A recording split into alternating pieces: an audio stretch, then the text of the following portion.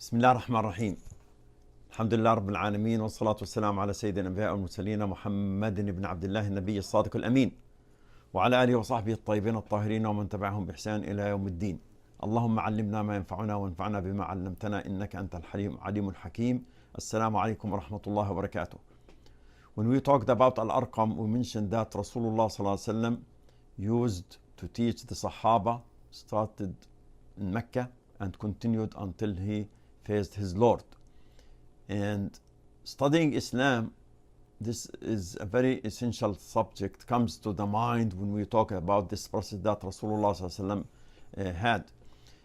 And when we talk about studying Islam, many people present a method referring to it as the traditional method in teaching Islam or in studying Islam or in learning Islam.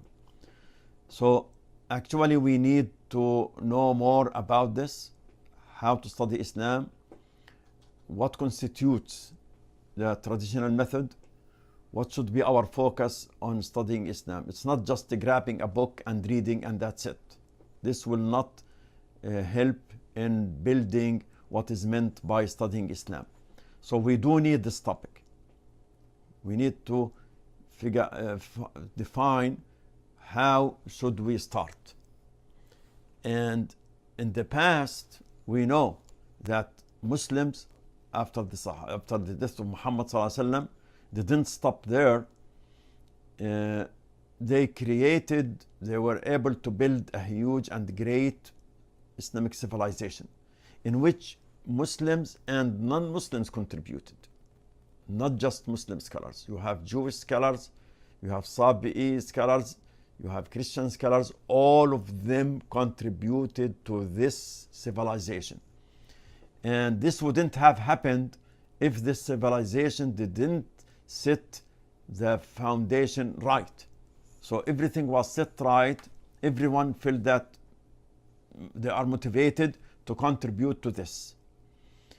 To the point that many Western writers talked about the achievements of Islamic civilization in the past, whether it's in medicine, in art, in law, in chemistry, in astronomy, in all aspects of life. And intellectually speaking, Muslims did witness a very great history till a certain period of time. But unfortunately, we are now living in a state of decline. No one can say that our current situation is the right situation. We are living decline, politically speaking, economically speaking, intellectually speaking. We are living decline even when we talk about very simple issue, the reading rate. Just what is the rate of reading for individual in Arab world or Muslim world? Compare it with the reading rate worldwide, with the US, with Europe, with Israel. You will find the difference. And we have huge resources, human resources we have, financial resources we have, natural resources we have, yet we are in a state of decline. Now this decline didn't happen all of a sudden. When historians focused on the history of the Islamic fiqh, Islamic jurisprudence, they returned the decline back to the year 656 of Hijrah. And that year was not chosen arbitrarily. That year, 656 or 1258 AD, that year in which Baghdad collapsed. Mongols came, Hulaku came and occupied Baghdad and destroyed entire civilization. And of course, before him, the Crusaders came. We can sit down and analyze the reasons behind the decline, but this is not now the scope of the discussion. But we can mention some points that led to the decline. One point can be is the decline actually in the political process, in the political system. After the Khulafa al-Rashideen, Khulafa al-Rashidin made sure that everyone will contribute. And Umar al-Khattab, even at one time, asked the entire Sahaba to stay in Medina. So the entire society was contributing to this process. When the Umayyin came, despite of their achievements, one problem occurred by then. They monopolized the political process. If you don't belong to this family, you cannot contribute to the process. This alienated people. That's one point. And another point, they started using theological reasons to justify their shortcomings. They used al-qada wal-qadar and say that whatever we are doing is qadarullah. This is your destiny. This is what God wants from you. So that caused people to start, shifting away. Now, fuqaha focused on their work. Alhamdulillah Rabbil Alameen, they didn't stop. But even that stopped at a later stage when they started promoting taqleed, blind imitation. And when you have the blind imitation, you have the stagnancy in the society. And when you have stagnancy in the society, this will eventually lead to the decline. The intellectual decline will lead to decline in all aspects of life. Because Europe itself, when they have their industrial revolution, it didn't happen all of a sudden. We know that the intellectuals in Europe went through so many years of struggle until new ideas came and the Renaissance, which we know, came. And then after that, in the 18th century, the Industrial Revolution happened. Not before that. So new ideas emerged in Europe. Those ideas led to the revolution, the Industrial Revolution. And for us, our ideas went down. So we have this decline. We need to understand what went wrong. Like we said, but one point it can be mentioned for sure, that the way people used to learn Islam got influenced at certain point of time. And this can be demonstrated when we talk about the historical aspect of the way of education. This is one point we can be sure about, that there is something wrong went in terms of how to study Islam. And there are factors led to the introducing of some methods alien to the Islamic way of life, to Islamic civilization, to the Islamic message. So we need to understand this.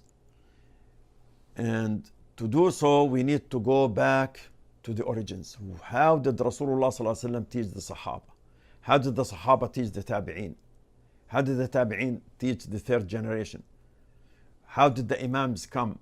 And how did the decline start? In order to know what constitutes the traditional way of teaching Islam, or learning Islam, or studying Islam.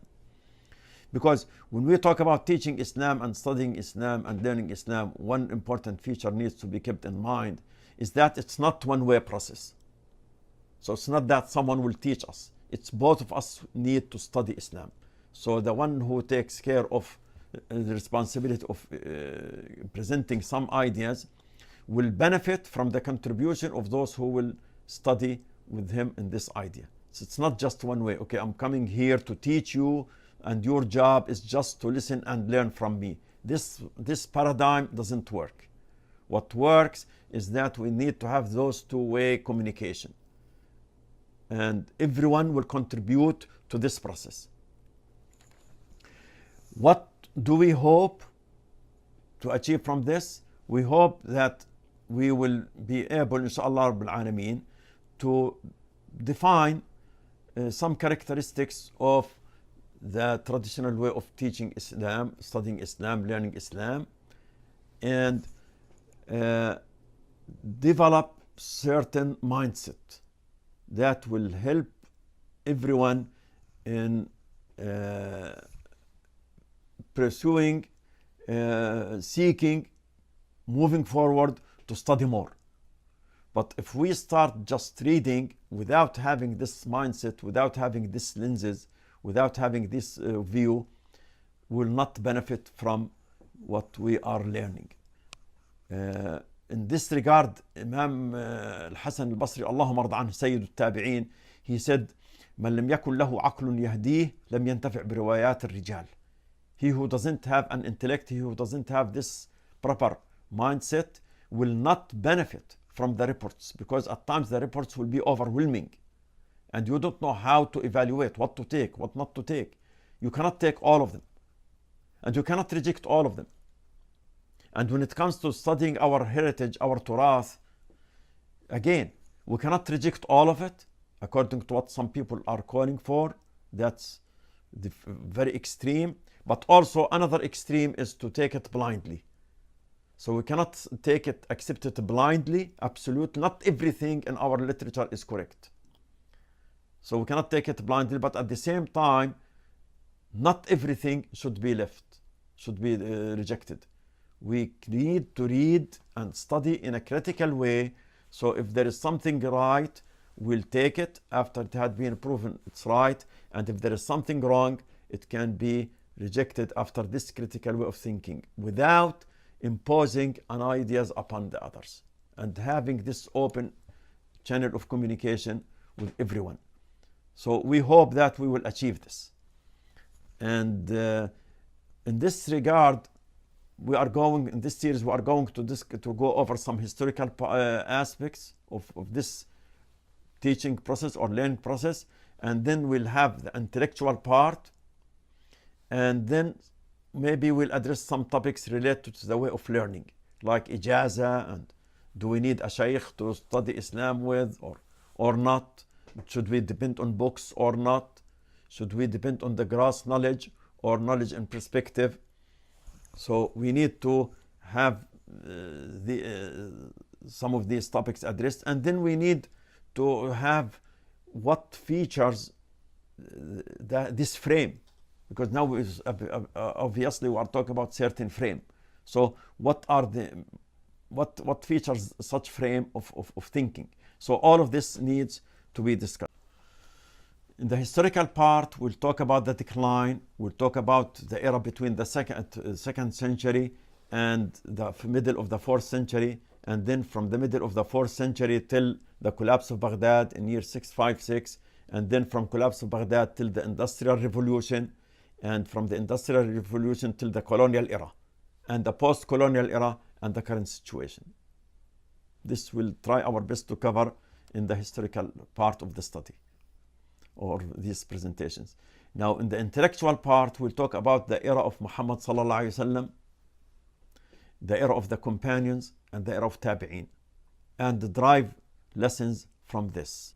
And in the third point, topics related to the method of studying Islam, we'll address characteristics of the method of studying Islam or learning Islam, teaching Islam, Arabic language and its importance in studying Islam, some books in our literature that addressed such method in the past, like Zarnuji and others, the frame of thinking, the ijaza.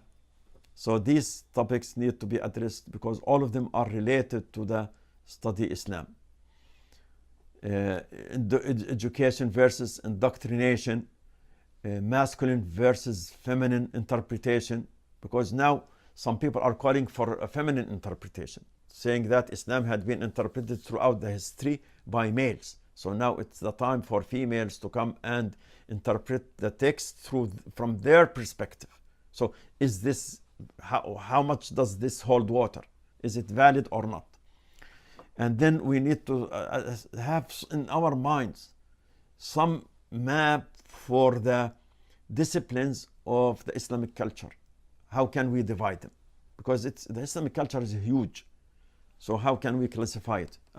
It's just one suggestion. You can, because as we'll see, different people classified it in different ways. So I'm not saying that this is the way it should be, but it's a suggested way that it will help in studying and learning and teaching Islam. We hope that inshallah will be able to introduce something that will create impact in the revival of the Muslim mind.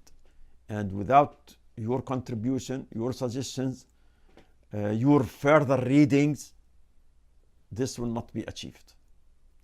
We pray to Allah subhanahu wa ta'ala that He will help us in this endeavor, inshallah. Assalamu alaikum wa rahmatullahi wa barakatuh.